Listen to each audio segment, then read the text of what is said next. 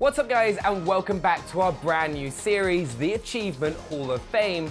Roll the intro.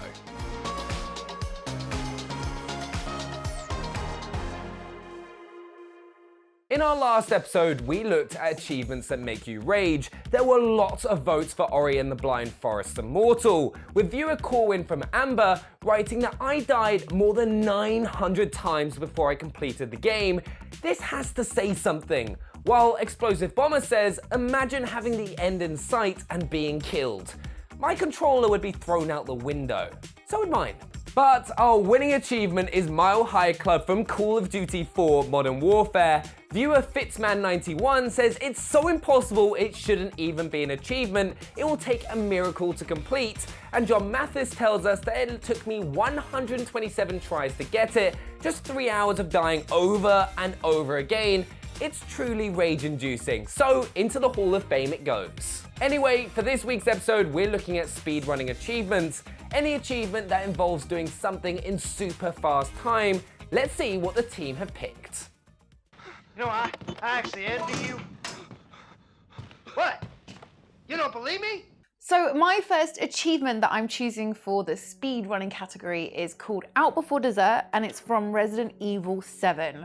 Now, anyone that's played Resident Evil 7 will know that it is a horrific, disgusting, terrifying experience, and this achievement pretty much falls into all of those three categories. So this tape, this birthday party, it's basically like a horrendous crystal maze. It's made up of all these different puzzles and things you have to do to get to the end of the birthday party. But to get the achievement Out Before Dessert, cake dessert, you have to do it in under 5 minutes. So I actually really like this achievement, even though Resident Evil 7 gave me actual nightmares. The birthday party bit is almost quite nice because there's nothing chasing you or jumping out at you. I don't mean it's lovely. I mean, you know, nails will go through your hand, some weird puppet thing will grab onto you and literally right into your skin, and there's a whole thing with fire that I won't go into. But the important thing is that Jack Baker doesn't jump out and stab you in the stomach, which is a nice change of pace as far as I'm concerned. So the first time you try this achievement, you might not get it because obviously it's a puzzle and it can take a little while of Resident Evil style, using different items to work out what you need to do to get through it. But the cool thing is that you have the videotape, which you can play over and again, and you can do it again. Once you know the puzzles, you can get through it really quickly, under 5 minutes. Bing bang bosh, got the achievement, everyone's a winner, except the guy that does the birthday party. He is a big old loser.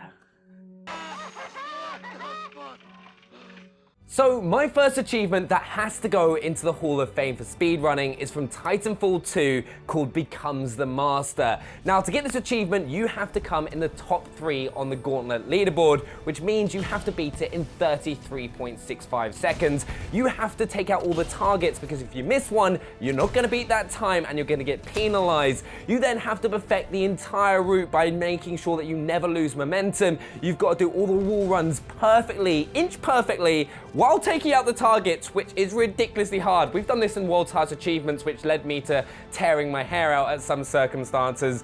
It is definitely one of the hardest achievements. You also have to beat Ryan Lastimosa, who's actually the weapon designer from Respawn for Titanfall 2. And a little trick, okay, is make sure you get the EPG, which is a secret weapon that you can find just before you enter the Gauntlet, which makes things so much easier. That arc grenades has to go into the Hall of Fame because, let's be honest, it's a ridiculously hard achievement and it's also pretty fun to do.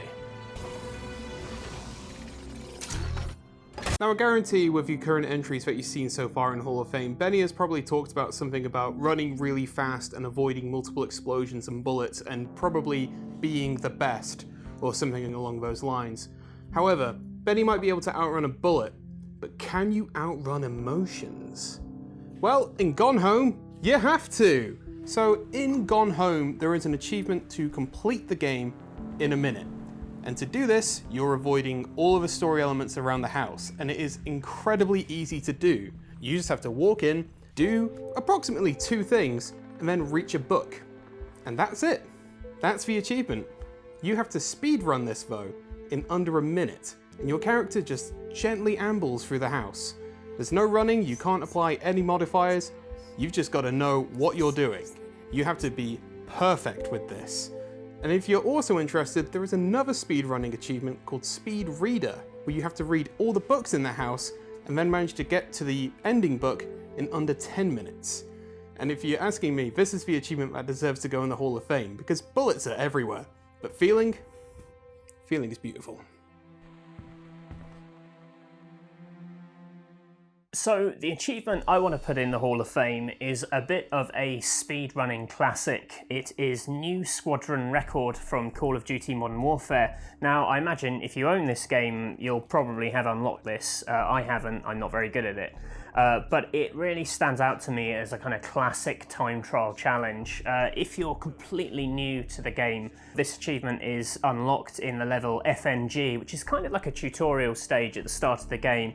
And at the end of the stage, you have to run an obstacle course based on a cargo ship that's been taken over by terrorists. And to unlock this achievement, you have to complete it in less than 20 seconds. Well, you did on 360. Weirdly, when the game was remastered, the achievement description changed and it said you had to complete it in less than 19 seconds. So I don't know if that's because the game runs smoother, or in the years that have passed, we've all got a little better at games, so they want to kind of up the ante, but either way, you have to do it in a very quick time. Now, I'm really bad at this. I mean, every time I do it, it goes wrong. 20 seconds isn't a very long amount of time. It's only a very short course, but it's amazing what can go wrong in just a couple of rooms. You know, you might throw a flashbang and it'll detonate in your face and then you're blind and you can't do it, or you might miss a kind of key shot, or you might miss an enemy entirely, which can happen, or you get an arm caught on a door. You know, everything has to be really perfect, and I think that's the key to a really great speedrunning achievement. You know, you get these ones where you have to complete a whole game and it's all about,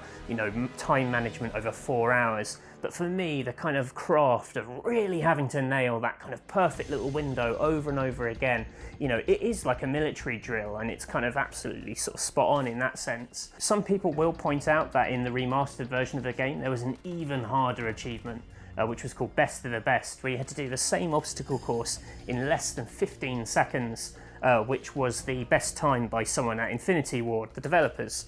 Now, I'm not even going to pretend to get close to that. I haven't even got this 20-second or 19-second one, so I'm just going to keep plugging away at that. But for me, you know, let's go with the original, let's go with the best, and let's vote it in to the Hall of Fame.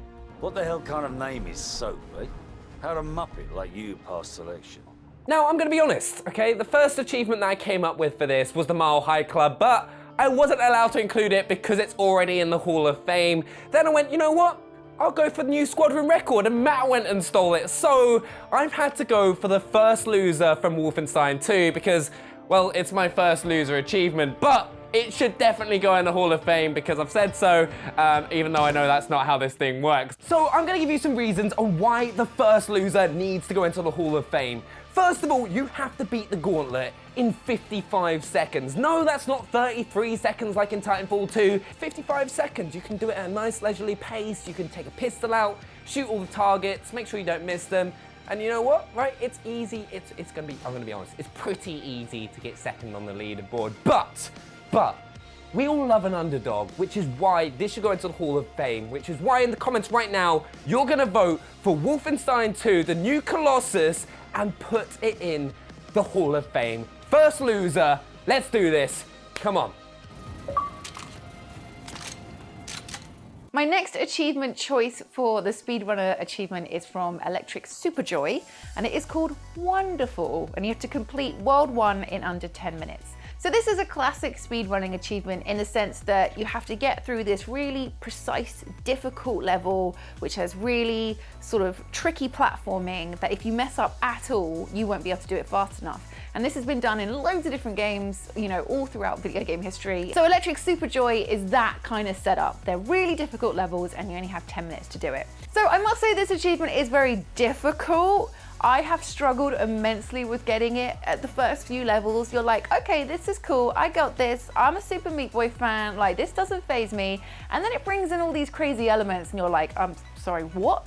So things like these missiles that attack you in such a force that it feels like it's almost impossible.